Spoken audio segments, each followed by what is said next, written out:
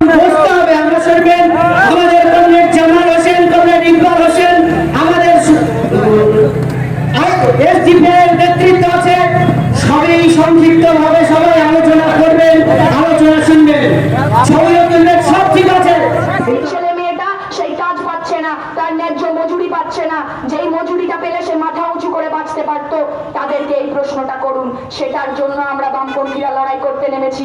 আমরা বলছি ন্যূনতম বেকার ভাতাও যদি সেটা হয়, যাতে সেটা সংসারের কাজে লাগতে পারে, সেটা 7,000 করতে হবে। সেটা লক্ষ্মীর ভান্ডার বলুন, সেটা বেকার ভাতা বলুন, যুবসাথী বলুন, বার্ধক্য ভাতা বলুন, আমাদের বামপন্থীদের দীর্ঘদিনের দাবি।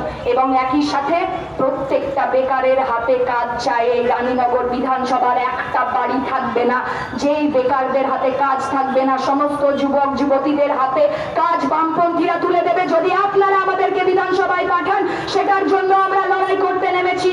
আমরা বলছি যদি আপনারা আমাদের বিধানসভায় পাঠান, তাহলে আমরা প্রশ্ন করতে চাইছি, কেন বলুন তো সরকারি হাসপাতালগুলোর পরিকাঠামো এখনো উন্নত নয়?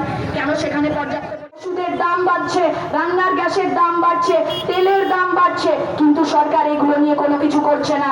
সরকার ভর্তুকি দিচ্ছে না, গ্যাসের দামে ভর্তুকি দিচ্ছে না, তেলের দামে ট্যাক্স ছাড়ছে না। আমরা বলতে চাইছি সেটার জন্য আমরা লড়াই করছি।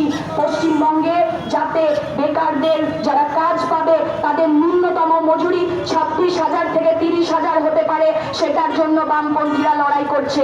আর যারা আপনাদেরকে নামেই নয় কাজেই সুপার স্পেশালিটি হাসপাতাল করতে হবে, আমরা বামপন্থীরা লড়াই করছি যাতে সরকারি স্কুলগুলোতে গরিব ঘরের ছেলেমেয়েরা পড়াশোনা করতে পারে, যাতে সরকারি হাসপাতালগুলোতে আমাদের চিকিৎসা হতে পারে, সেটার জন্য আমাদের লড়াই।